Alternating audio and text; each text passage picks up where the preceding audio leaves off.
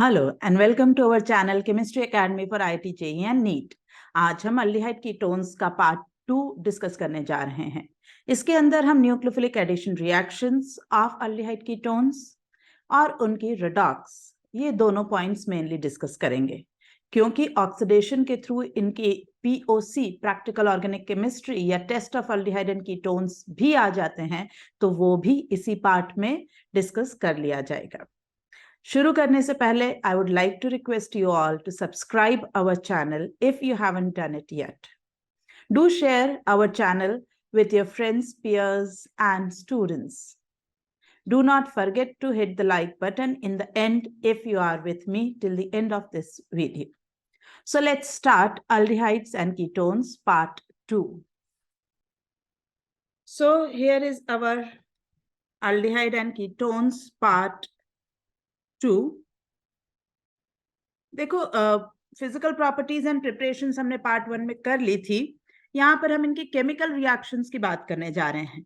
तो chemical reactions of aldehyde ketones में ये 5 तरह की रिएक्शंस हमें देखने को मिल सकती हैं। कैसी? Nucleophilic addition reactions. क्यों? क्योंकि ये जो कार्बोनिल का बॉन्ड है ये पोलराइज्ड है और इसमें कार्बन पे डेल प्लस, ऑक्सीजन पर डेल माइनस है। ये बॉन्ड ओपन हो सकता है, इस डेल प्लस पे न्यूक्लियोफाइल्स अटैक कर सकते हैं। That is why we can see nucleophilic addition reactions. Second जो हमें देखने को मिलेंगी वो ऐसी reactions which are due to alpha hydrogen in these carbonyl compounds, जैसे अल्डोल और उसके जैसी ही दूसरी रिएक्शंस। तीसरी रिएक्शंस अल्फा हाइड्रोजन रिएक्शंस और उसके बाद SNAE रिएक्शन। SNAE मतलब net nucleophilic substitution but through addition followed by elimination, जैसे कि आयोडोफॉर्म। वो रिएक्शन जो है वो अल्फा हाइड्रोजन से, मतलब पहले enolate halogenation and then it is SNAE। तो वो सेट ऑफ रिएक्शंस देखने को मिल सकती है। और फोर्थ, इनमें हमें रिडक्शंस देखने को मिल सकते हैं। Fifth is there oxidation reactions. तो ये 5 रिएक्शंस हमें देखने को मिलेंगी। इनमें से हम अभी 1, 3, 4 एंड 5 कर रहे हैं और 2 plus Cannizzaro we'll have in part number 3. So let's start with first nucleophilic addition reactions given by carbonyl compounds. देखें, ये कार्बन का डेल प्लस न्यूक्लियोफाइल का अटैक इस पाई बॉन्ड पे डायरेक्टली। अब होता यह है कि यही जो स्टेप है जहां पर न्यूक्लियोफाइल का अटैक हो रहा है, this step itself is basically the RDS। और इस RDS के अंदर आप देख सकते हैं कि sp2 hybridisation of carbonyl carbon is now changed to sp3। जब sp2 होता है बॉन्ड तो वहां कार्बन, तो वहां पर बॉन्ड एंगल्स आपको मिलेंगे 120, और जब वो sp3 हो जाएगा तो वहां बॉन्ड एंगल हो जाएंगे 109 degree 28 minutes. Bond angle decrease, तो अगर कार्बोनिल पे ग्रुप्स बड़े लगे हुए हैं, स्टेरिक क्राउडिंग है, तो बॉन्ड एंगल का डिक्रीज वो रिपेल करेंगे। करेक्ट? और इसी वजह से अगर स्टेरिक बढ़ता है ऑन दिस कार्बोनिल कार्बन, तो rate of nucleophilic addition will go down, will decrease. Okay, अब ये जो RDS हुई उसके बाद हम H प्लस के एडिशन से उसे न्यूट्रलाइज कर रहे हैं और वहां OH बन गया है। In RDS, hybridization of carbonyl carbon changes from sp2 to sp3. So with increase in steric on carbonyl carbon, rate of nucleophilic additions will decrease. With decrease in del plus on carbonyl carbon, also rate of nucleophilic addition will decrease, क्योंकि nucleophile का जो attack है वो इस del plus के लिए ही यहाँ हो रहा है। तो अगर ये कम हुआ तो भी ये RDS का रेट कम हो जाएगा। इन सब चीजों को ध्यान में रखते हुए कुछ एग्जांपल्स हम देखें कि rate of nucleophilic addition in decreasing order. First example में हमने तीनों बेंजल्डिहाइड के केसेस रखे, लेकिन ग्रुप्स जो अटैच करे, अगर इलेक्ट्रॉन विड्रॉइंग ग्रुप लगे हुए हैं नाइट्रो, तो रेट बढ़ जाएगा क्योंकि ये डेल प्लस बढ़ाएंगे। रेफरेंस हाइड्रोजन और OMe जो कि इलेक्ट्रॉन रिलीजिंग का फंक्शन करेगा, एज अ रिजल्ट इस CHO का डेल प्लस कम हो जाएगा, तो रेट ऑफ न्यूक्लियोफिलिक एडिशन भी कम हो गया है। Next example, formaldehyde is greater than any other aldehyde and then it is ketone. Ketone दोनों तरह से मात खा रहा है, आर आ गए दोनों तरफ तो स्टेरिक भी बढ़ गया, और दोनों आर इलेक्ट्रॉन रिलीजर्स हैं, प्लस आई हैं, तो डेल प्लस कम हो गया, इसलिए कीटोन्स का इस पूरे सेट में न्यूक्लियोफिलिक एडिशन का रेट सबसे कम देखा जाएगा। वैसे ही सी में मैंने तीनों केसेस अल्डिहाइड लिए, लेकिन अगर आप वहां पर ये पाई बॉन्ड सिस्टम्स या फिनाइल अटैच कर रहे हैं तो ड्यू टू देयर रेजोनेंस यहाँ कार्बोनिल का डेल प्लस कम हो जाएगा, और इसलिए rate of nucleophilic addition is found to be lesser than non resonating carbonyl CH2CH2CHO propanal. ठीक। D is quite an important, क्योंकि आपको देखे सबसे पहले मैंने कहा कोई दूसरा अल्डिहाइड, फिर benzaldehyde, then it is ketone, and then it is aromatic ring attached ketone. यहां पर कई बार बच्चे जो है बेंजल्डिहाइड और कीटोन में लेकर गड़बड़ कर देते हैं कि क्या बेंजल्डिहाइड का प्लस आर ये 2CH3 के प्लस आई से ज्यादा इफेक्टिव है, कम इफेक्टिव है, कितना हमें इसे न्यूक्लियोफिलिक एडिशन में प्लेस करना है। तो कोई भी aldehyde normally is going to be better than any other ketone, so benzaldehyde is going to be better for nucleophilic additions rather than this acetone. Clear? Next is most of the nucleophilic addition on carbonyl group are reversible. Why? Because carbonyl की bond dissociation energy है काफी ज्यादा। देखो एक point मैं बोलती हूँ, अगर आपको थोड़ा बहुत it would not affect much of your paper, but a general aptitude, C single bond O, okay, इसकी BDE अगर X है, इसकी बॉन्ड डिसोसिएशन अगर X है, तो C डबल बॉन्ड O की 2x से भी हायर पाई जाती है, करेक्ट। जबकि आपने कार्बन कार्बन बॉन्ड्स में देखा है कि it is found to be less than carbon single bond energy 2x, उससे अगर 2 टाइम्स करेंगे तो उससे कम मिलती है कार्बन कार्बन में, लेकिन कार्बोनिल में ये C डबल बॉन्ड O की energy is found to be more as compare to their original 2 times of single bond energy. ठीक, maybe due to the resonance this is the phenomena, but yes, if it is so, that is why always carbonyl wants to revert back and want to retain its double bond structure as far as possible. So most of the nucleophilic additions जो होंगे वो reversible होंगे, पर अगर कोई group leaving के लिए है ही नहीं तो कुछ फ्यू रिएक्शंस जो इरिवर्सिबल पाई गई हैं वो है ग्रिग्नार्ड का अटैक, RLI का अटैक, लिथियम एल्यूमिनियम हाइड्राइड या सोडियम बोरोहाइड्राइड NaBH4 का अटैक। ये 4 रिएक्शंस इसकी रिवर्सिबल नहीं देखी गई हैं, ये रिवर्सिबल है। बाकी सारे nucleophilic addition on carbonyl are found to be reversible in nature. ठीक, के इक्विलिब्रियम और rate constant of nucleophilic addition on a particular compound also depend on strength and size of the attacking nucleophile. अभी तक हमने जितने points third तक discuss किए दे वर primarily on carbonyl में क्या होगा और रेट ऑफ न्यूक्लियोफिलिक एडिशन पर कैसा इफेक्ट होगा ये डिस्कस करा, लेकिन जो न्यूक्लियोफाइल अटैक कर रहा है उसकी स्ट्रेंथ कैसी है, उसका स्टेरिक कैसा है, ये भी रेट ऑफ न्यूक्लियोफिलिक एडिशन को इन्फ्लुएंस करता है। जैसे अगर आप एक ही अल्डिहाइड ले लें और उस पर रेट ऑफ न्यूक्लियोफिलिक एडिशन की बात करें तो ये एक एग्जांपल देखें, cyanide is faster than ammonia derivative and then it is alcohol. ठीक, एक ही है रिएक्शन, एक ही है सबस्ट्रेट, लेकिन उस पर भी रेट अलग अलग हो सकता है बेस्ड ऑन अटैक कौन करने आया है। ठीक, आइए अब हम शुरू करते हैं अलग अलग रिएक्शंस। तो एग्जांपल्स कौन कौन से हम यहाँ कवर करेंगे।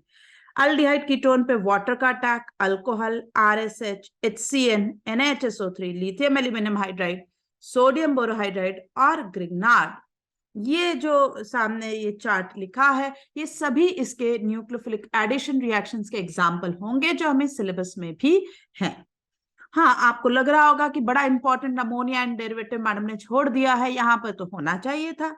Well, addition of ammonia and derivative जो है वो न्यूक्लियोफिलिक एडिशन है ही नहीं, इसलिए उसको करेंगे जरूर, बट उसको इस चार्ट में हमने जगह नहीं दी है। वो है SNAE, वहां पहले एडिशन होगा और फिर एलिमिनेशन होगा। Overall it is a nucleophilic substitution reaction, तो उसको मैंने यहाँ चार्ट में जगह नहीं दी है, but I remember that it is very important and don't worry, we will definitely do it in detail.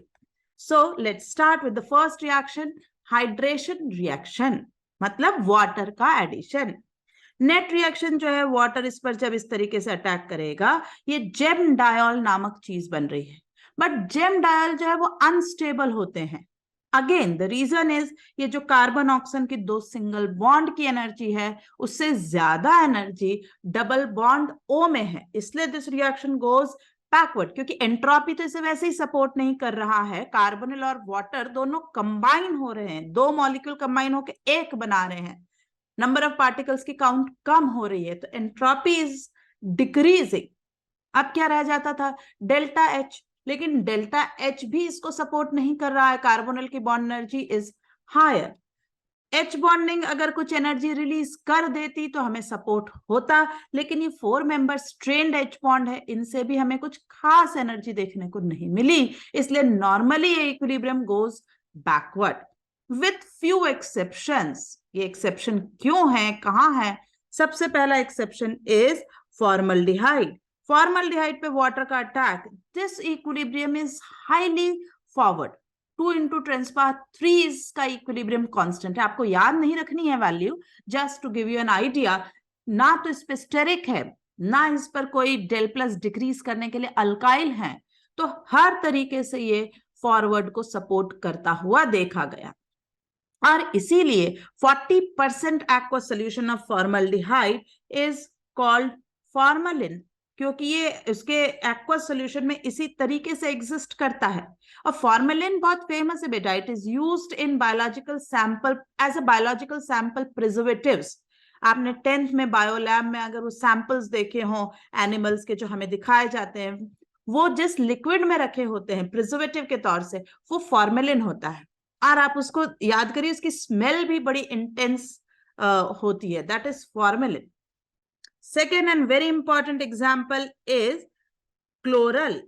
अब ये जो क्लोरल है ये है CCl3CHO, ठीक। ये CCl3CHO में जब इस तरह से जेम डायल बना, इसका इक्विलिब्रियम कांस्टेंट भी बहुत ज्यादा है, 2.7 into 10⁴, बल्कि फिजिकल के कई क्वेश्चंस में दे विल राइट एज की compound taken as a chloral hydrate, right. तो क्लोरल हाइड्रेट की जब बात की जाए तो ये है वो कंपाउंड जिसको क्वेश्चन मेंशन कर रहा होता है। And what is chloral hydrate? It is CCl3CHO.H2O। ये क्लोरल हाइड्रेट इसका स्टेबल और यूजफुल कंपाउंड होता है।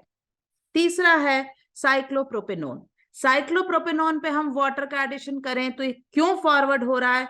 Because of its release of strain. यहां पर 3 मेंबर रिंग है और 120 डिग्री का एंगल है।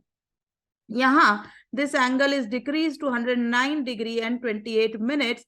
इनफैक्ट इससे भी थोड़ा डिफरेंट ही होता है, but yes it is change, it is decrease, and so they are moving towards this gem diol, और ये इक्विलिब्रियम आपको काफी ज्यादा देखने को मिलेगा, ठीक।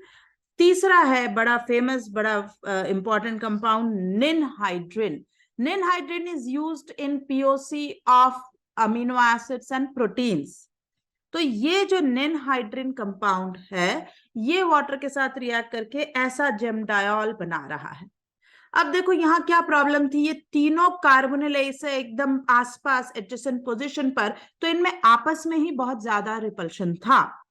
अब वो रिपल्शन भी मिनिमाइज हो गया, ये एच बॉन्डिंग भी हमें मिली, और रेजोनेटिंग कार्बोनिल का हमने नुकसान भी नहीं किया। तो this is very very forward reaction. आपको निनहाइड्रिन का gem diol is very stable. Fifth compound कोई फेमस कंपाउंड नहीं है, बट निनहाइड्रिन से इंस्पायर होके एक बार JEE एडवांस में ये पर्टिकुलर ऑप्शन पूछा गया था, इसलिए मैंने ऐड कर दिया कि ये सेम निनहाइड्रिन ही है।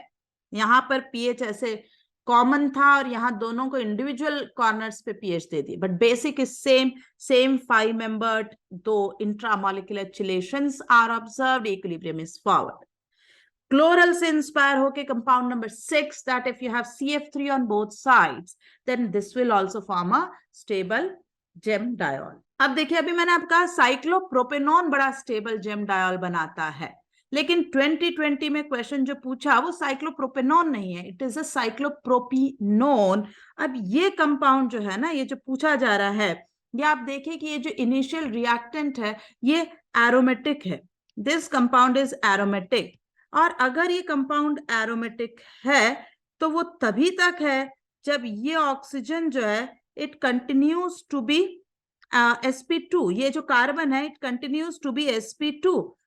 अब अगर हम इसमें OH और प्लस लगा लेते हैं तो ये स्ट्रक्चर बना एरोमेटिक। अगर हम सोचें कि इस पर वापस से वाटर का अटैक करें और इसको हम चेंज करके ऑप्शन सी की तरफ लेकर जाना चाहें कि ऐसा बन जाए, तो ये कंपाउंड है non aromatic with strain of 2sp2 carbon in a 3 member ring. तो ये वाली स्टेप गलत हो जाएगी, ये नहीं देखने को मिलेगी। और ये स्टेप अगर नहीं देखने को मिलेगी तो आंसर हमारा एरोमेटिक वाली स्टेज पर ही रुक जाने वाला है। Answer will be option number 2। ठीक। Third is, second reaction is addition of alcohols. Alcohols के एडिशन की बात करें, यहां मैंने अल्डिहाइड पर ही सबसे पहले इसको सिंबलाइज करा है, इसको नेट रिएक्शन में बताया है। हाँ, आपने अल्डिहाइड पर मोनोहाइड्रिक अल्कोहल मिथेनॉल ली, मीडियम में dry HCl, water should not be present, तो आपको पहले मिला है अल्कोक्सी अल्कोहल। अल्कोक्सी अल्कोहल जो है इसे हेमी एसिटिल बोलते हैं, ये अनस्टेबल कंपाउंड है, अगेन ड्यू टू कार्बोनिल की बॉन्ड एनर्जी ये बड़े आराम से रिवर्ट हो सकता है, इसलिए ये रिएक्शन रिवर्सिबल है। लेकिन अगर हम इसमें एक्सेस ऑफ मिथेनॉल डाले हैं, कंडीशन ड्राई HCl की है, तो it will go to di alkoxy, gem dialkoxy alkane which is acetal. Acetals are very stable क्योंकि देखो ये ईथर है, ether most of the chemical reactions में पार्टिसिपेट नहीं करते, खासतौर से बेसिक या इस तरह की बात करी जाए तब तो बिल्कुल ही नहीं करते, तो ये मोस्ट ऑफ द रिएक्शंस में हमें पार्टिसिपेट नहीं करेंगे। एसिडिक कंडीशन में जरूर थोड़ा खतरा रहेगा, लेकिन अगर मुझे वापस एसिटल से अल्डिहाइड लाना है तो भी बड़ा आसान, आप अगर डाइल्यूट HCl ले लेते हैं तो यही इक्विलिब्रियम पीछे को दौड़ पड़ेगा, तो आप अपने सहूलियत से, अपनी कन्वीनियंस से कार्बोनिल को एसिटल में कन्वर्ट करिए और फिर वापस कार्बोनिल को रीजनरेट कर लीजिए, इसलिए रिएक्शन बड़े काम की रिएक्शन है ना। Formation of acetal is supported by anhydrous conditions, in presence of aqueous HCl reaction goes backward regenerating carbonyl group. Due to this easy introduction and regeneration, acetal formation is used for masking the carbonyl functional group. What is this masking? I'll explain, just wait.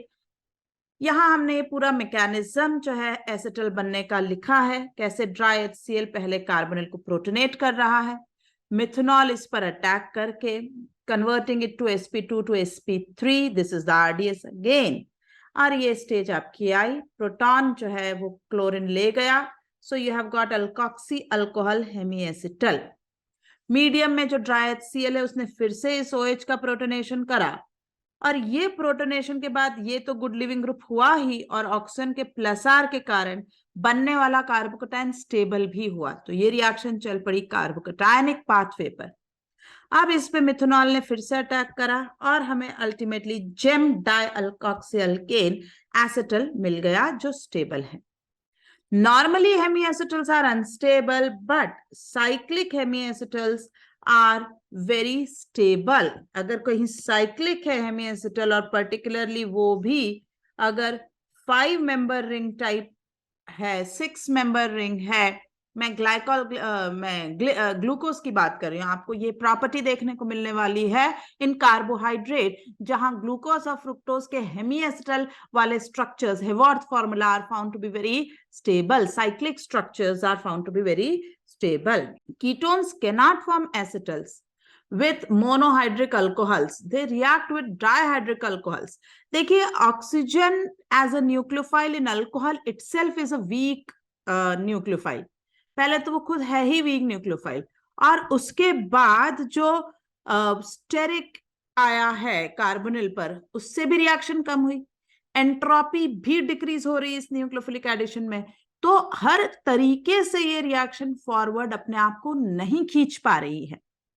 Aldehydes में फिर भी क्योंकि steric कम था, del plus कम था, तो आपने कुछ हद तक रिएक्शन को फॉरवर्ड करवा लिया। लेकिन अगर आप कीटोन से बात करें तो मोनोहाइड्रिक अल्कोहल्स तो लगभग ना के बराबर ये रिएक्शन देंगे। यहाँ पर आपको डायहाइड्रिक विसिनल डायोल लेने पड़ेंगे।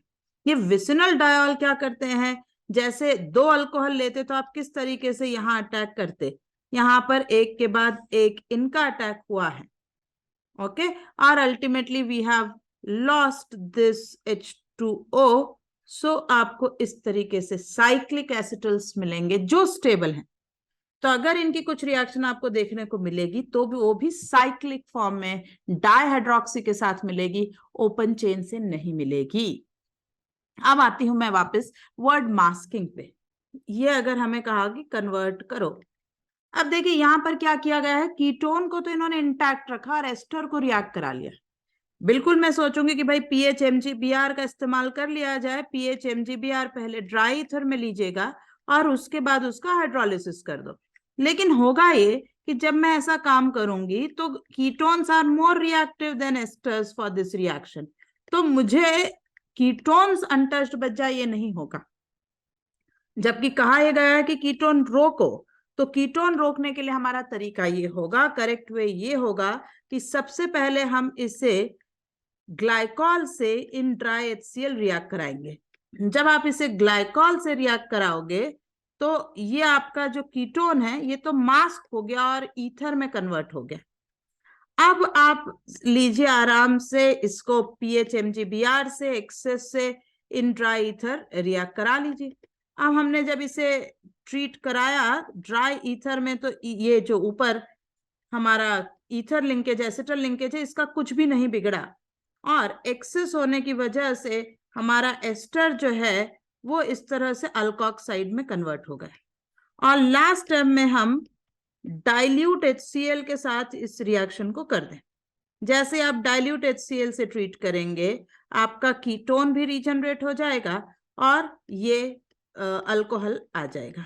सो this is how you will use masking for such convergence, regeneration. Mask करना मतलब पहले ढकना और काम हो जाए तो हटा देना, ठीक। इसी तरीके से आपने जो पूरा पढ़ा कि कैसे अल्कोहल का आप इंट्रोडक्शन कर सकते हैं, हेमी एसिटल और एसिटल बनाएं।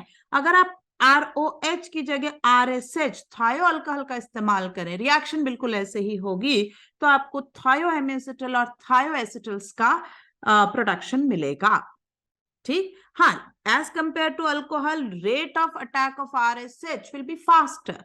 Why? Because sulfur being less electronegative than oxygen will be more nucleophilic, and so the rate of same reaction will now be faster. Okay, moving to further. हाँ, ये हम थोड़ा इसी कॉन्सेप्ट पे JEE में काफी क्वेश्चंस आए हैं, हम उसके कुछ 2-3 एग्जांपल्स देखें। देखिए ये है 2021 ब्रोमीन CH2CHO और इस पर इन्होंने इथेनॉल एक्सेस दी है। तो जब इन्होंने यहाँ इथेनॉल एक्सेस यहाँ पर दी है तो क्या होगा, जब एक्सेस इथेनॉल का यूज कराया जा रहा है तो डेफिनेटली ये अल्डिहाइड को CHOET और OET में कन्वर्ट करा रहा है, ड्राई HCl। अब ये कह रहा है कि भाई tertiary butoxide, tertiary butoxide is an eliminating reagent, it is a strong base, तो E2 हो जाएगी tertiary butoxide की प्रेजेंस में, और हमें यहाँ पर डबल बॉन्ड देखने को मिलेगा, है ना, ये H और ये ब्रोमीन, इन OET का कोई चेंज नहीं हुआ। अगर इन्होंने मास्किंग नहीं की होती, ओरिजिनल कंपाउंड पे ही टर्शरी ब्यूटॉक्साइड दे दिया जाता, तो आपको एलिमिनेशन नहीं देखने को मिलता, आपको अल्डोल देखने को मिलती। यहां से H हट जाता है, ऐसा एसिड बेस रिएक्शन, इनोलेट दूसरे मॉलिक्यूल पर अटैक करता, आपको रिएक्शन कहीं का कहीं जाता, ये नहीं देखने को मिलता। तो इस रास्ते पर चलकर अब पूछा गया है कि A और B क्या है, तो आप देख सकते हैं कि A और B ऑप्शन 1 में आपको आंसर नजर आ रहा है, ठीक। आंसर इज इन ऑप्शन 1, जहां पर ये ब्रोमीन OET और उसके बाद एलिमिनेशन प्रोडक्ट दिया गया है, ठीक। इसी तरह का एक क्वेश्चन और 2021 देखिए, फिर वही एस्टर और ketone, ethylene glycol, what is major.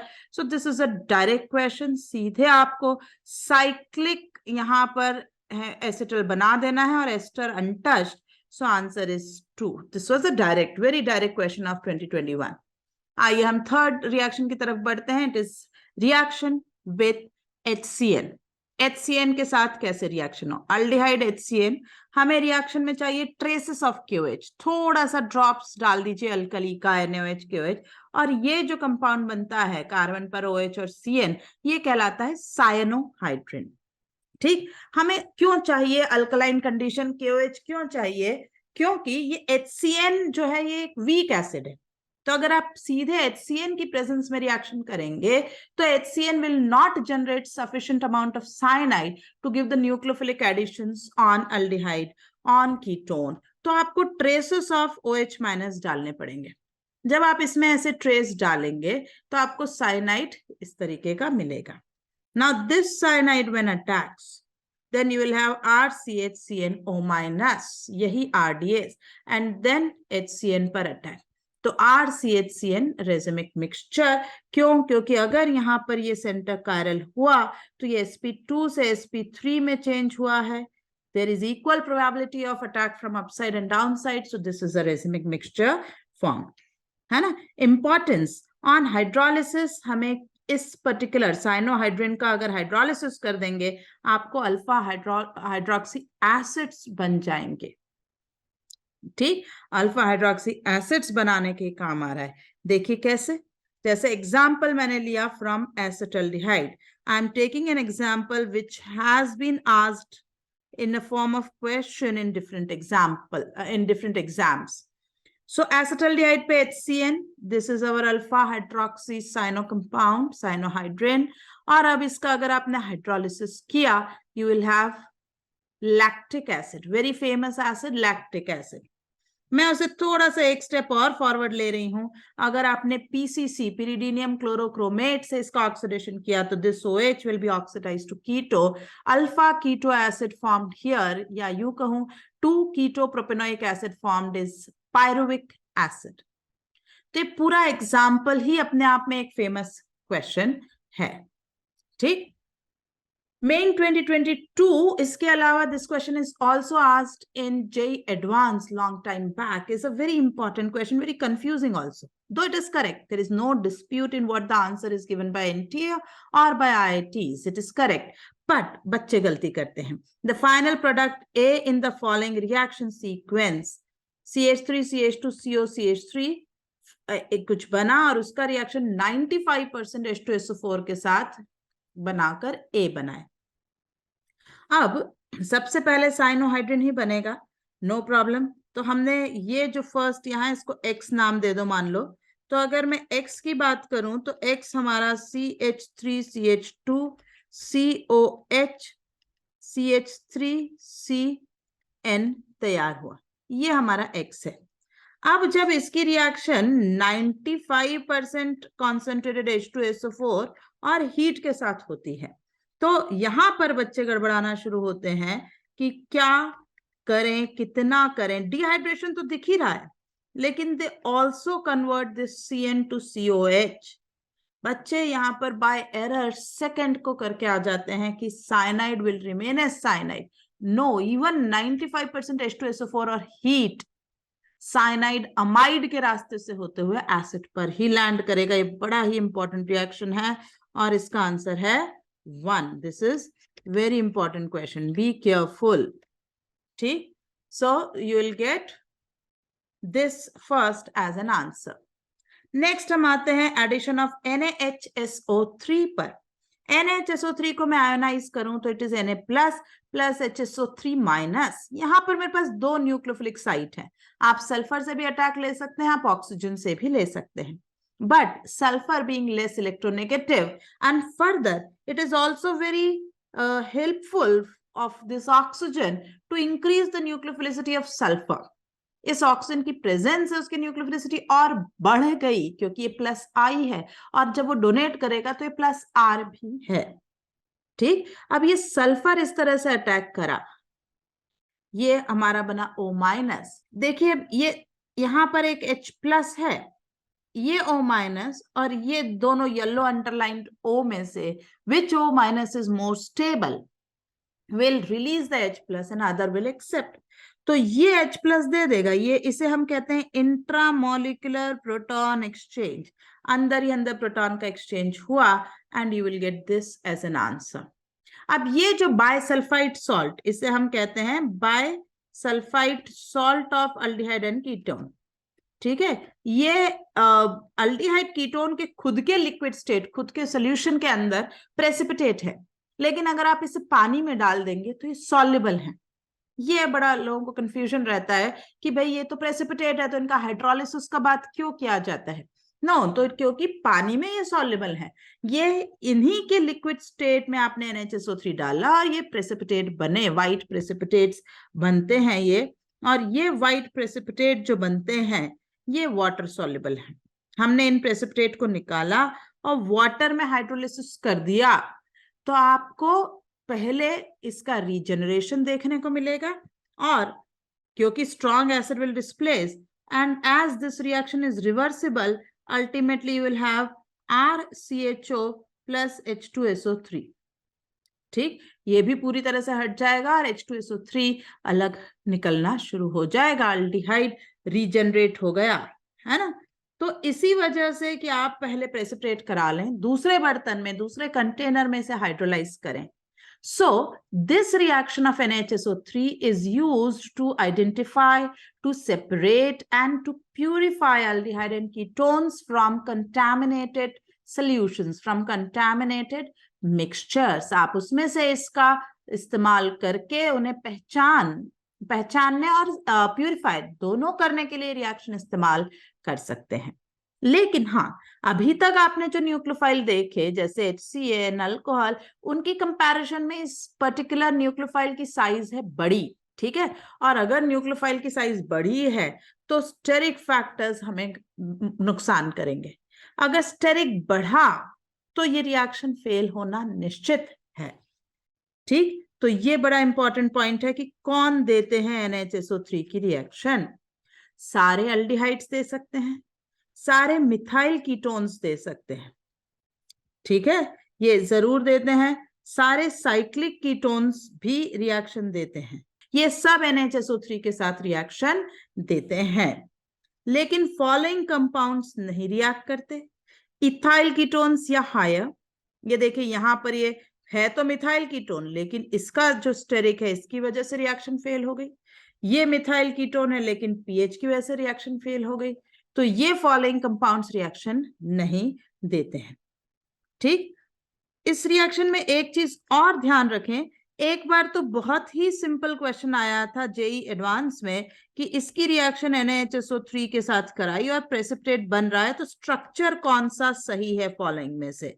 अब उसमें जो ऑप्शंस बने थे वो जो खास काम के ऑप्शन है, मैं उन्हीं की बात कर रही हूं कि इज इट O, इस तरह से आंसर आना चाहिए, या फिर CH3CHOH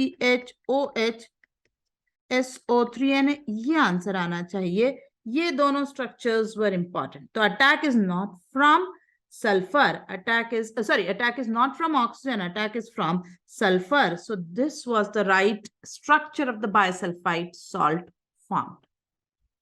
ठीक, next we go to addition of Grignard। I think we have already done Grignard almost 2 to 3 times in previous videos। Still formaldehyde will get a primary alcohol, other aldehydes secondary alcohol, ketones will give you tertiary alcohols। This is also nucleophilic addition, but from here the reaction is now irreversible, forward akela। Similarly, addition of LiLH4 or NaBH4, basically it is addition of hydride ion। Now hydride ion is a very strong nucleophile, very strong base, तो reaction totally irreversible, forward। आप alcohol से वापस हटकर aldehyde ketone नहीं ला सकते। ठीक, तो इस तरह से LiLH4 ने अटैक किया, pi open and then followed by water. Same तरीके से आप NaBH4 से भी काम कर सकते हैं, है ना। अल्डिहाइड से आपको मिलेगा alcohol, you will gate primary alcohol. ठीक, कीटोन से आपको मिलने वाला है 2 डिग्री अल्कोहल्स, और अगर आपने फॉर्मल्डिहाइड लिया तो आपको मिलने वाला है मिथेनॉल। और ये दोनों ही लोग NaBH4 और NaLH4 सेम ही रिएक्शन यहाँ देते हैं। ठीक, अब हम बढ़ते हैं reaction of ammonia and derivatives with aldehyde and ketones. ये रिएक्शन SNAE है, मैं पहले भी कई बार बोल चुकी हूं, फिर से बोल रही हूं, it is nucleophilic addition followed by elimination. आइए समझाएं कैसे। सबसे पहले नेट रिएक्शन।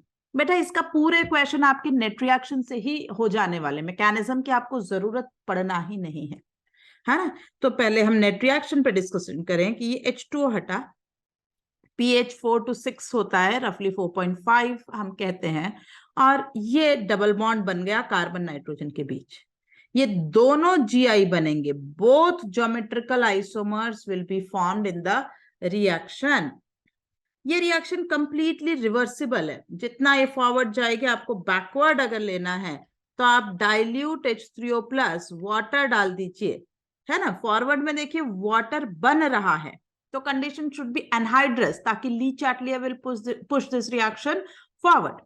बैकवर्ड में वाटर कंज्यूम हो रहा है, तो अगर आपने मीडियम में रिएक्शन कंडीशन में एक्सेस ऑफ वाटर डाल दिया तो by Le Chatelier reaction will shift backward. तो वाटर अगर आपने डाला ये पीछे को आ जाएगी, इट इज कंप्लीटली रिवर्सिबल।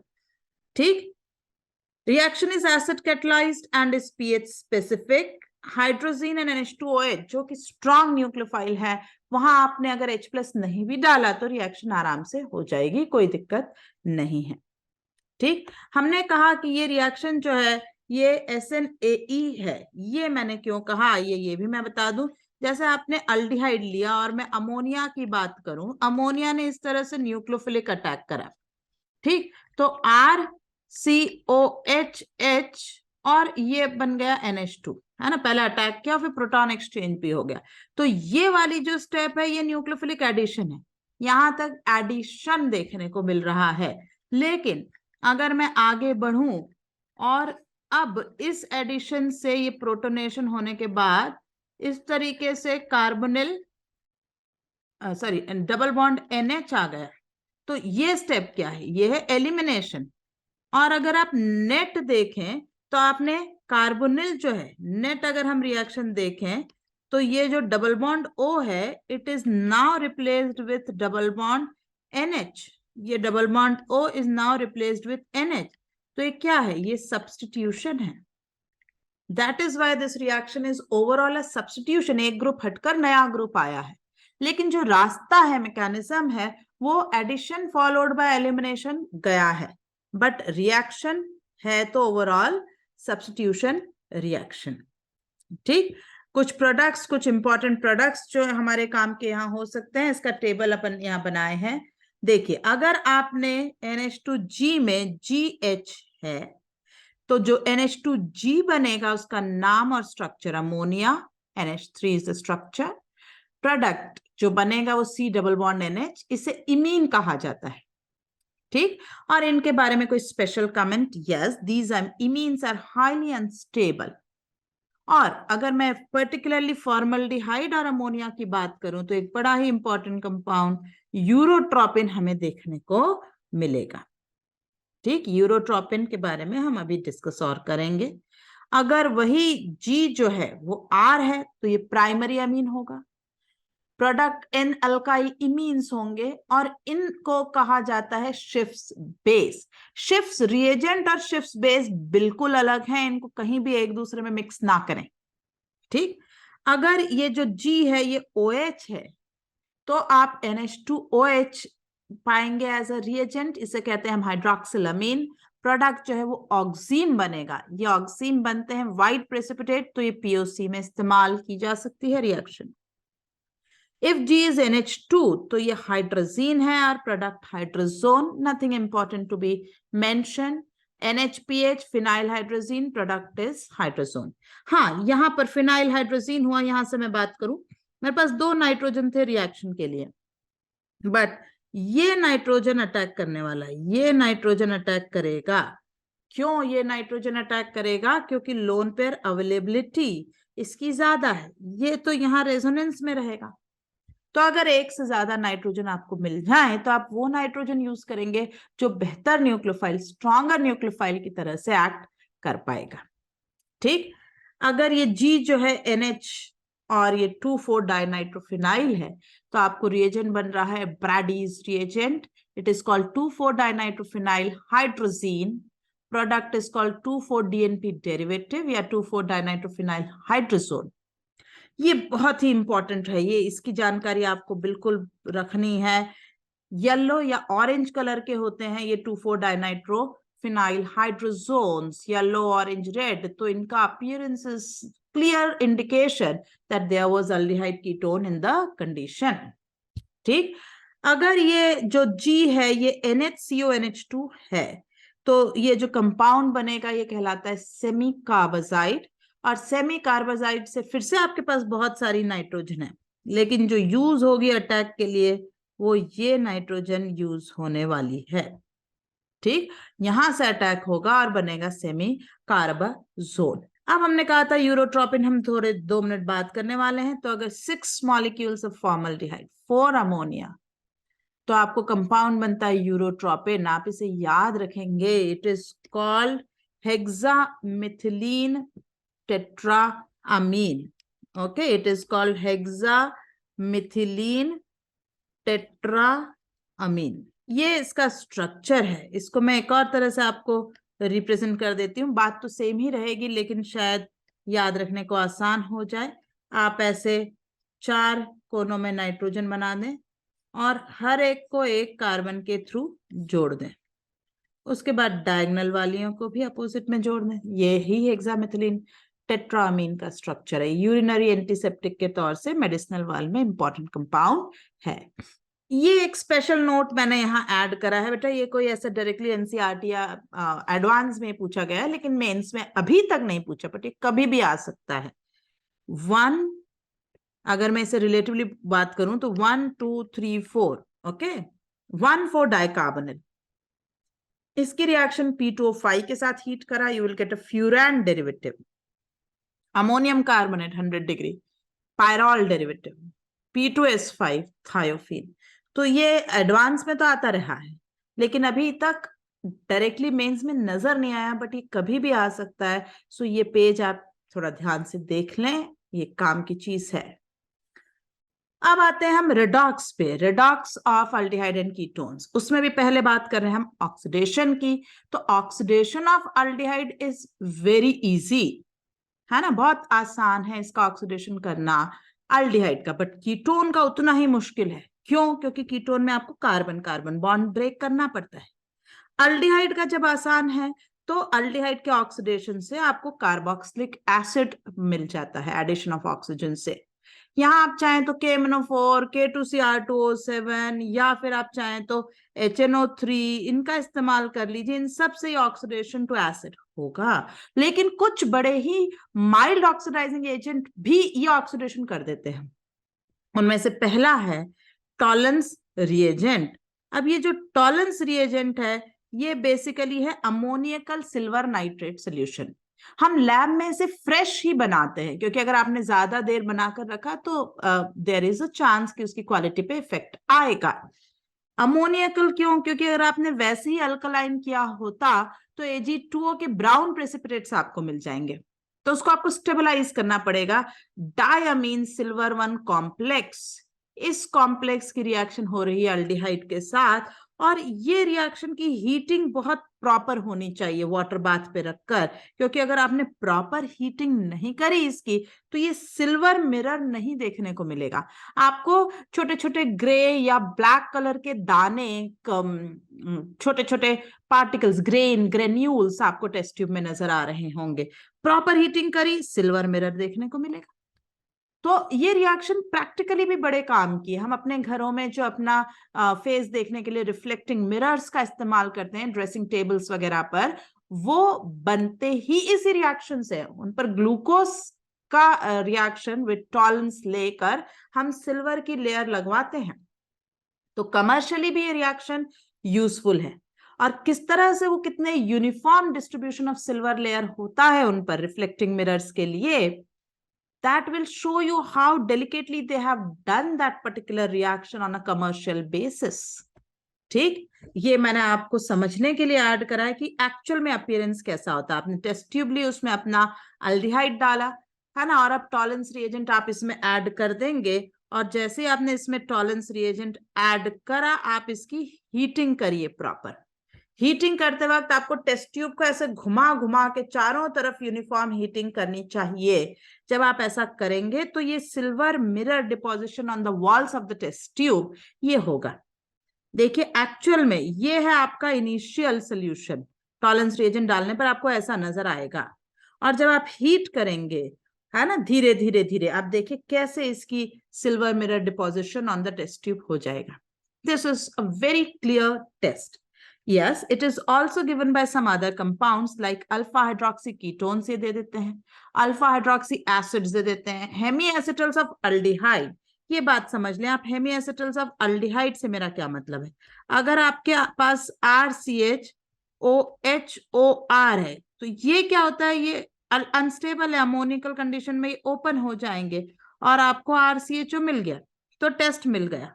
लेकिन अगर यही हेमी एसिटल कीटोन का होता और आप यही काम करें तो भी तो प्रोडक्ट जो है वो कीटोन बना और ये रिएक्शन देगा नहीं। इसलिए only hemi acetals of aldehyde will give this test. ठीक, दूसरा टेस्ट होता है फेलिंग्स टेस्ट। फेलिंग सोल्यूशन अगर आपने डायरेक्टली लैब में बना लिया, that is alkaline copper sulphate solution stabilised by Rochelle salt, तो उसकी लाइफ कम होती है, तो स्टेबल नहीं है। क्यों नहीं है मैं बताती हूं, क्योंकि अल्कलाइन कंडीशन में copper sulphate precipitate out as a blue colour precipitate of copper hydroxide. उसको मीडियम में मेंटेन करना हमको मुश्किल हो जाएगा।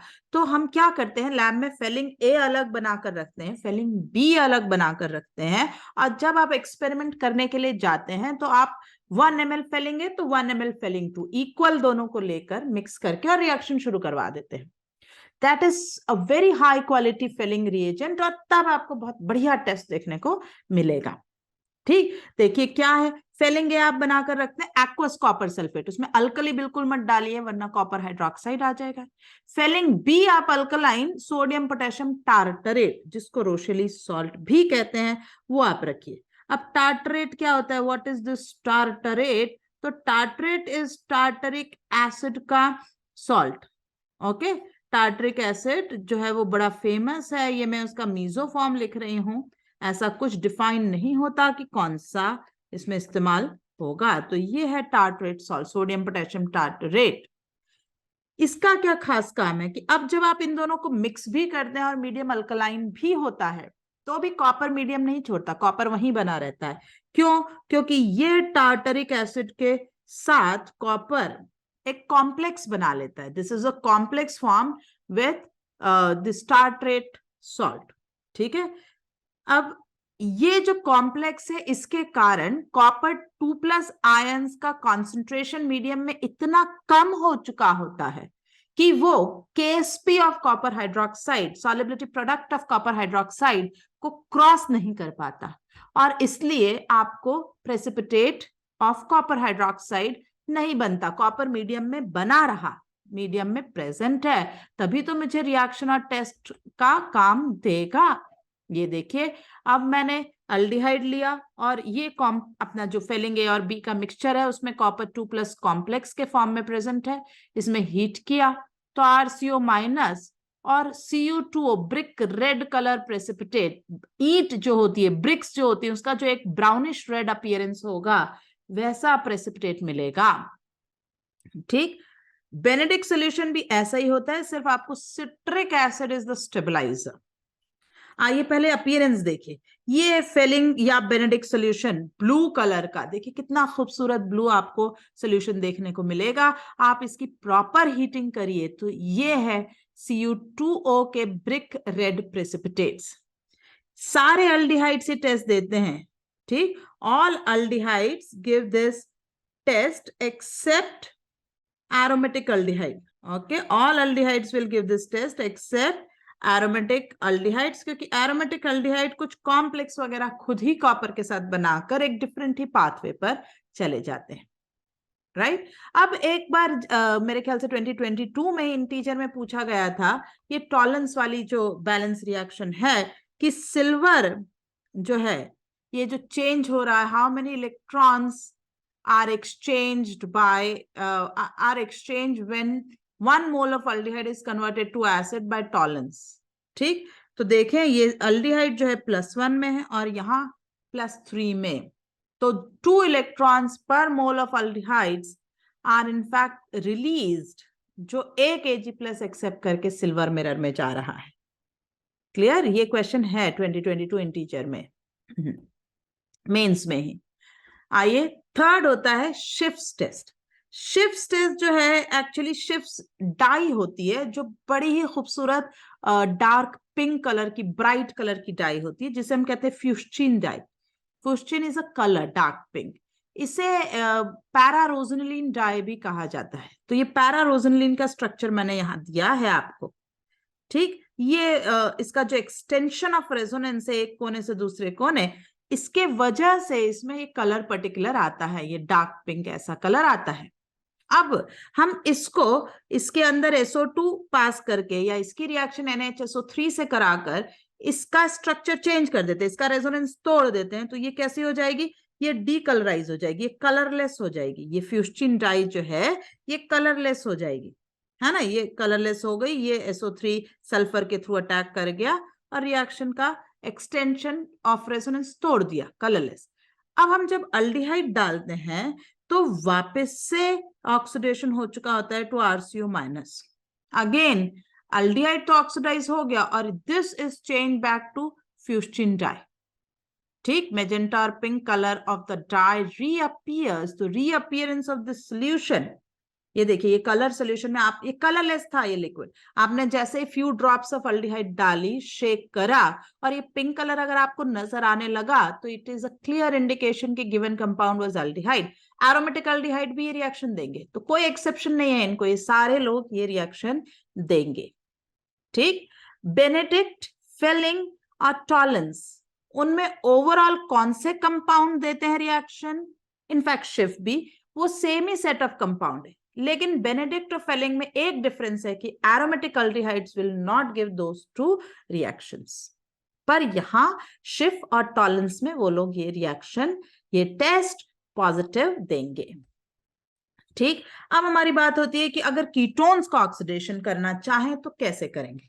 तब ऑक्सीडेशन आप कीटोन्स का जब करेंगे और आप सोचेंगे कि ये बॉन्ड टूटे या ये बॉन्ड टूटे, तो एक कार्बन कार्बन बॉन्ड है, जबकि पूरी ऑर्गेनिक केमिस्ट्री ही इन कार्बन कार्बन बॉन्ड की ताकत पर टिकी हुई है।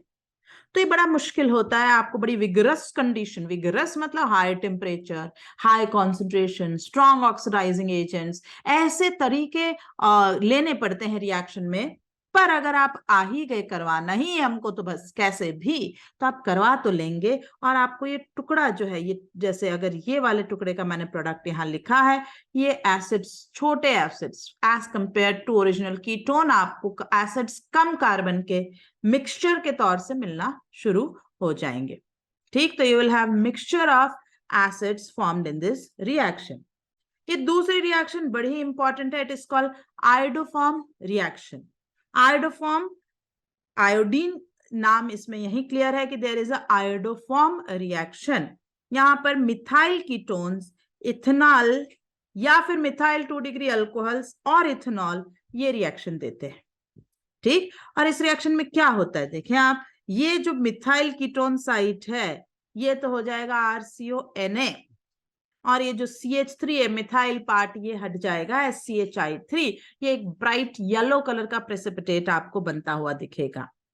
ठीक, हाँ, इसी रिएक्शन में मैं एक चीज और ऐड करूं कि अगर आपने आयोडीन की जगह क्लोरीन ले लिया तो ये रिएक्शन हो जाएगी क्लोरोफॉर्म, ब्रोमीन लिया तो ब्रोमोफॉर्म, और जो प्रोडक्ट होंगे वो फिर कलरलेस होते हैं। Bromoform and chloroform are colourless but they have sweet smell, this word is there, sweet smelling compound chloroform which was once upon a time used as anesthetic, ये बनना शुरू हो जाएंगे। कई बार आपको NaH+I2 की जगह आप NaOI भी लिखा हुआ पाएंगे।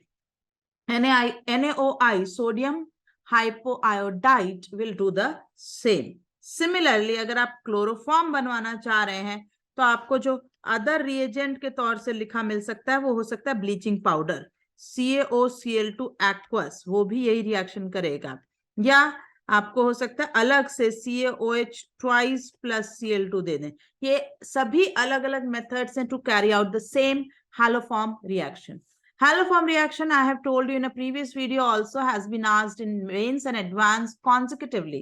And in fact, in advance, in certain papers, in the same paper, they have been repeated this reaction for 2 to 3 times in the same paper. Paper 2 है तो उसी में repeat, paper 1 है तो उसी में repeat. तो very important. इसका मैकेनिज्म यहाँ मैंने एक बार दोबारा लिख दिया है, वैसे हमने इसे अल्कोहल्स वाले चैप्टर में ले लिया था। तो सबसे पहले acid base enolate is form, then this is nucleophilic attack on iodine alpha iodo. आप 2 मोल्स ऑफ OH माइनस वापस से इसको 2 बार रिपीट करें, इस इंटायर सेट को 2 टाइम्स करें, CI3 बन गया। अब ये जो है इसके स्ट्रॉन्ग इलेक्ट्रॉन विड्रॉइंग नेचर की वजह से यहाँ डेल प्लस बढ़ा और इसने अटैक किया, ये ओपन हुआ। अब अगर CI3 नहीं होता तो वापस से OH को ही उठाकर फेंक दिया जाता, लेकिन इस बार जब ये वापस गया तो CI3 being a better leaving group, that releases, that goes out, and therefore you have a formation of yellow precipitate of iodoform. आपको iodoform मिलना शुरू हो जाएगा। ठीक, iodoform मैंने कहा आपसे काफी पूछा गया है, मैंने इसमें से कुछ इंपॉर्टेंट एग्जांपल्स यहाँ लिए हैं। जैसे 2020 का ये क्वेश्चन देखिए, they said there is a compound A which gives positive iodoform. Positive iodoform कहते ही डेफिनेटली सारे सवालों में हम सारे ऑप्शंस में मिथाइल कीटोन्स देखेंगे, ये चारों में मिल रहा है तो इससे मुझे खास मदद नहीं हुई। फिर उसके बाद इन्होंने कहा कि उस पे CH3 MgBr डालिए और कॉन्सेंट्रेट H2SO4 हीट, तो कोई नई अल्कीन बन रही होगी, और उसके बाद उसके ओजोनोलिसिस से ये कंपाउंड बना है। ठीक, उसके ओजोनोलिसिस से ये कंपाउंड बन गया है। आइए देखते हैं कि ये कंपाउंड ओजोनोलिसिस के बाद कैसे बन सकता है। वैसे सवाल आपको रिवर्स में जाना चाहिए, है ना, मतलब जो कंपाउंड इन्होंने दिया है कि आफ्टर ओजोनोलिसिस हमें ये इस तरह का COCH3 मिलेगा, तो ये किस चीज के ओजोनोलिसिस से मिलेगा, हमें पहले ये बनाना चाहिए। तो हम कहेंगे CH डबल बॉन्ड C, ठीक, इस पर आपको CH3 अटैच होना चाहिए और एक 1 2 3, तो 1 2 3 मेरे ख्याल से मैंने एक कार्बन बढ़ा दिया है, so I should remove this and ये ऐसा होना चाहिए। This is what it seems कि ये बना है कॉन्सेंट्रेटेड H2SO4 के साथ हीट करके। अब कॉन्जुगेटेड सिस्टम है सब जगह, तो याद रखें जितनी भी रिवर्सिबल न्यूक्लियोफिलिक एडिशन होती है, अमोनिया डेरिवेटिव HCN, ये इन कॉन्जुगेटेड सिस्टम्स पर 1,4 एडिशन देंगी, लेकिन अगर ग्रिग्नार्ड LiLH4SBH तो ये 1,2 एडिशन ही देते हैं। अब आपको ये चेक करना है कि इनमें से कौन इस तरीके का प्रोडक्ट बना सकता है बाय अटैक ऑफ ग्रिग्नार्ड, और ग्रिग्नार्ड हमें एज सच 1 मोल ही चाहिए, सभी जगह कीटोन ही कीटोन दिया गया है। ठीक, क्योंकि देखते ही जो चीज आपको समझ आ रही है, ये यहां पर ग्रिग्नार्ड अटैक करेगा, अल्कोहल बनेगा और H2SO4 हीट में ये यहाँ बॉन्ड बन गया, लेकिन जब ओजोनोलिसिस होगा तो ऊपर मिथाइल कीटोन आएगा, this can not be an answer. ठीक, इसी तरह से आप आगे बढ़ते चले जाएंगे and you will realise that answer जो है वो सब कुछ सॉल्व करने पर I think it should be, let me complete the question, it seems to be 2। चलो 2 को देखते हैं, मैंने 4 लिखा है बट मेरे ख्याल से 2 आ रहा होगा। अगर इस पर ग्रिग्नार्ड ऐड करेंगे तो ये बना, अब इसको अगर H2SO4 हीट तो carbocation will attack and close the ring here, तो double bond, okay, and I will have ऐसा रिंग क्लोजर। ओ, लेकिन ये 2 तो नहीं आ रहा है क्योंकि इसमें तो मुझे यहाँ मिथाइल नहीं बचा है, सो 2 इज नॉट एन आंसर। तो अब सवाल उठता है कि वो पोजीशन ऑफ मिथाइल 4 में ही बचती हुई दिख रही है, तो answer is 4। This is how you will proceed कि कैसे आप एक एक को सेट को लेते हुए बैकवर्ड आंसर करेंगे। 2021 में फिर से आयोडोफॉर्म की जगह ये ब्रोमीन दे दिया, खैर चलेगा, लेकिन बात तो एक ही है। डायरेक्ट क्वेश्चन, कि ये कंपाउंड है bromine KOH, what is A and B major? So it is a direct bromoform formation, ये ब्रेक होगा PHCOK and bromoform, direct first is the answer. बाकी तो सब में रिंग पर जो आ रहा है वो तो आउटराइटली रिजेक्ट हो जाएंगे। ठीक, ये जो है ये तो कहीं से बी अल्डिहाइड कैसे हो जाएगा? So answer is only A. So direct question in 2021. 2019 again a direct question. Most suitable reagent for the following transformation. फिर से देखिए ये मिथाइल 2 डिग्री अल्कोहल है, इसको तोड़ा गया है और ये एसिड बनाया गया है। कार्बन चेक कर लेंगे, 1 2 3 4 5 6 थे, अब 1 2 3 4 5 है ना। हमने कार्बन चेक कर लेना है, ये 1 2 3 4 5 है और इसका मतलब है एक हिस्सा हटा है, तो डेफिनेटली अल्कलाइन आयोडीन इन NaOH। अल्कलाइन KMnO4 में आपका अगर मन हुआ भी तो डबल बॉन्ड को भी तोड़ देगा, इसलिए that can not be our answer. ठीक, again a good question in 2019, compound A shows positive iodoform test। Again checking this logic कि पॉजिटिव आयोडोफॉर्म टेस्ट, हमारा थर्ड ऑप्शन इस लाइन से ही डिलीट हो गया कि no it can not give positive iodoform test. Oxidation of A with KMnO4 will give this particular anhydride of this will form is used for preparation of phenolphthalein। तो phenolphthalein के बनाने के लिए तो हमें थैलिक एसिड का anhydride लगता है, थैलिक एसिड का अनहाइड्राइड लगता है तो ऑर्थो पोजीशन चाहिए। अब देखिए ये मेटा है, ये पैरा है, only this one can give you ortho position, so answer is 1, right. इस तरीके से क्वेश्चन आपको करना होगा, यहां तक कोई समस्या नहीं होगी। तो अब हम आगे बढ़ते हैं रिडक्शंस पर। तो रिडक्शंस में हम दो तरह से रिड्यूस कर सकते हैं एल्डिहाइड कीटोन्स को। पहले अल्कोहल्स में अगर आपको रिड्यूस करना हो तो अल्कोहल्स में आप अल्डिहाइड से प्राइमरी अल्कोहल, कीटोन से 2 डिग्री अल्कोहल, और आप रिएजेंट ले सकते हैं या तो मेटल हाइड्रोजन ले लीजिए, lithium aluminium hydride, sodium borohydride, या फिर B2H6, ये हमने पहले भी देखा हुआ है।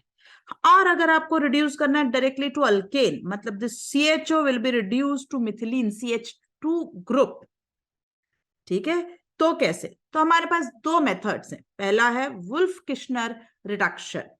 वुल्फ-किश्नर रिडक्शन के लिए हमारा रिएजेंट है hydrazine plus concentrated KOH। Solution जो है स्लाइट अल्कोहलिक भी लिया जाएगा, ले सकते हैं। ये रिएक्शन में aldehyde will form RCH3, ketones जो है वो RCH2CH2R। But the thing is that no alcohol रास्ते में बना, सीधे directly to alkanes, then it is Wolff Kishner reduction. ठीक, ऐसा ही एक और है हमारे पास क्लेमेंसन रिडक्शन। क्लेमेंसन रिडक्शन का रिएजेंट है zinc amalgam plus concentrated HCl, aldehyde से अल्केन, कीटोन से alkane, but the reagent is in the acidic condition. ठीक, इसका थोड़ा सा ड्रॉबैक आप कह सकते हैं कि wolf-Kishner is very specific, only aldehyde and ketone को ही रिड्यूस करता है, लेकिन क्लेमेंसन जो है वो दो और फंक्शनल ग्रुप को चेंज कर देगा। नाइट्रो अगर है आपके पास मॉलिक्यूल में NH2, साइनो है तो CH2NH2। अब क्योंकि ये दोनों रिएक्शन एक एसिडिक मीडियम में है और एक बेसिक मीडियम में है, तो ये दोनों मिलकर हमें एक पूरा कंप्लीट स्पेक्ट्रम करती हैं, कॉम्प्लीमेंट करती हैं कि we can reduce aldehyde and ketone to alkane any how. क्योंकि हो सकता है कि आपके पास मॉलिक्यूल में कोई और फंक्शनल ग्रुप प्रेजेंट हो, है ना। अब मान लीजिए आपके पास एक Cl है कंपाउंड के अंदर और यहाँ CHO है। अब इससे हमें कहा गया कि रिड्यूस दिस टू CH3 और ये Cl ऐसा का ऐसा ही। अब यहां पर मैं वुल्फ-किश्नर नहीं ले सकती, you can not take Wolff Kishner here. Why? Because Wolff Kishner में आपको ये बनेगा, E2 भी हो जाएगी, कॉन्सेंट्रेटेड बेस है, ये Cl हट के अल्कीन बन जाएगी। तो यहां पर कौन सी सक्सेसफुल होगी? क्लेमेंसन रिएक्शन आप कराइए, एसिड मीडियम में इसका कोई चेंज नहीं होगा, you will have this reduction like this. Is that clear कि कैसे आप डिसाइड करेंगे कि क्या लेना है, कंडीशंस में क्या लिया जाएगा? ये डिपेंड करता है कि अल्डिहाइड कीटोन के अलावा कौन सा फंक्शनल ग्रुप प्रेजेंट है, वो दूसरा फंक्शनल ग्रुप ही आपको ये डिसाइड करने को गाइड करेगा कि आप वुल्फ-किश्नर लीजिए या क्लेमेंसन लीजिए, क्योंकि दोनों ही आपको काम एक सा ही कर रहे हैं। हाँ, अगर दोनों ही चल रही हैं, दोनों ही ऑप्शंस आप कह रहे हैं कि कोई में से भी लो, कोई प्रॉब्लम नहीं है, तो यील्ड के हिसाब से बात करूं तो वुल्फ किशनर थोड़ी सी बेहतर है। Otherwise there is no difference, you can use either for the given conversion. Is that clear? तो इसी के साथ हमारा पार्ट 2 रिएक्शंस का, जो न्यूक्लियोफिलिक रिएक्शंस रेडॉक्स का जो पार्ट है, वो हम यहाँ खत्म करते हैं। पार्ट 3 हमारा अल्डोल और कैनिजारो पर बेस्ड होगा। अगर आपको हमारा ये वीडियो पसंद आया हो तो please share it with your friends and hit the like button.